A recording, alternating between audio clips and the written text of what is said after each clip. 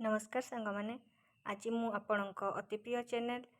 को आपण को स्वागत करुच्ची एवं जो मैंने आज मो चैनल को प्रथम कर देखुं से मैंने लाइक शेयर सब्सक्राइब करदेवे एवं अन्य सांग मान पाखक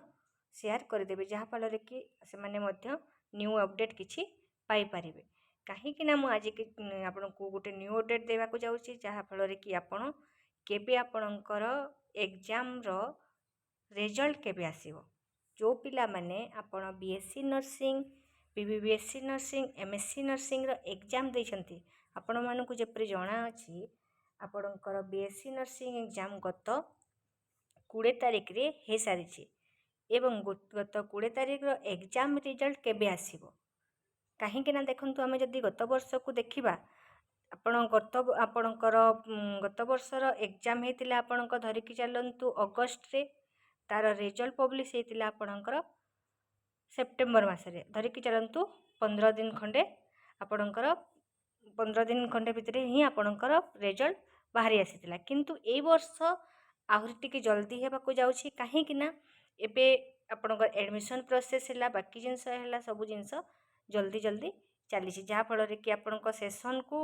कम करने को जाउछंती एवं टाइमली एग्जाम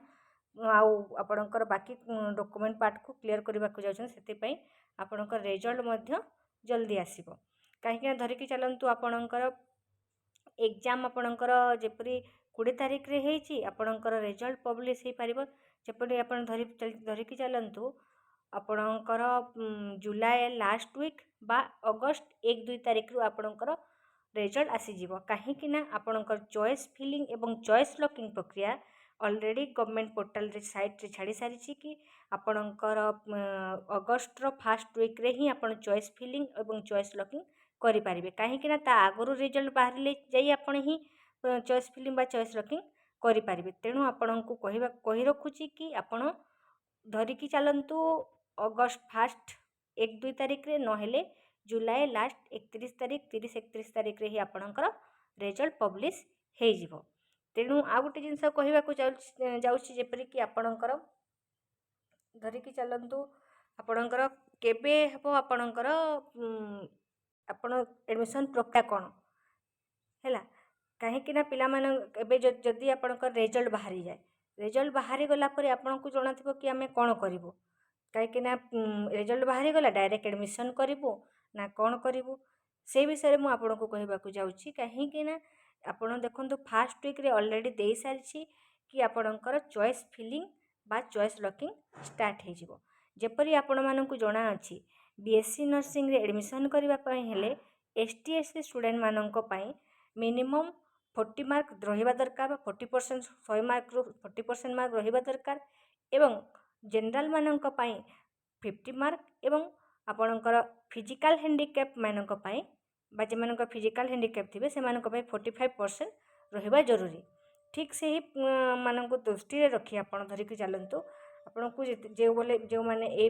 मार्क एपियर करते से डायरेक्ट आप एडमिशन करें डायरेक्ट आप प्राइवेट को गले डायरेक्ट एडमिशन करेंगे और गवर्नमेंट रे आपण सिलेक्शन प्रक्रिया अच्छी से सिलेक्शन प्रक्रिया दे ही आपण को गति करने पड़ो जदि आपण को अन्य किसी जाना अच्छी अन्य किसी आपणकर जपरी एठी देखंतु आपणक एडमिशन प्रक्रिया स्टेप बाय स्टेप जपरी आपण फास्ट ऑनलाइन रजिस्ट्रेशन करथिबे फास्ट स्टेप गला आपणक फॉर्म फिलअप जपरी कि आपण ऑनलाइन एप्लिकेशन कले तार सेकेंड स्टेप गला डॉक्यूमेंट वेरिफिकेशन ऑनलाइन नोडाल सेंटर रे हला सेटा आपणक थर्ड स्टेप गला एवं जपरी कि मेरिट लिस्ट बाहरिला सेटा भी थर्ड आपणकर फोर्थ स्टेप रे गला जपरी आपणक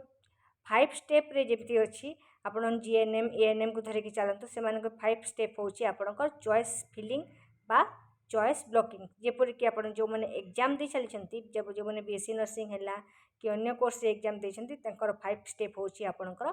चॉइस फिलिंग बा चॉइस ब्लॉकिंग आ मु मध्य आगरु पार्ट कोर्स फी कौन आगरु मु आपण को पूर्व वीडियो देइछि परे मध्य देवी कहीं नेक्स्ट स्टेप होची आपणक पार्ट कोर्स फी एपर्यंत मुझे डिस्कसन करने को चाहूना कहीं ये वीडियो मुझे अपडेट देती केबे आपणकर रिजल्ट बाहर आप ध्यान रखु आपणकर जुलाई लास्ट वीक बा अगस्त 1-2 तारिख रे ही आपणकर रिजल्ट आसीजिवो ଆଉ ଯଦି ଆପଣ ପାର୍ଟ କୋର୍ସ ଫି କ'ଣ ବା ଆପଣଙ୍କ ଚଏସ୍ ଫିଲିଂ କେମିତି ହେବ ସେ ବିଷୟରେ ଯଦି ଅଧିକ ଜାଣିବାକୁ ଚାହୁଁଛନ୍ତି ତାହେଲେ ମୋତେ ମେସେଜ୍ କରନ୍ତୁ।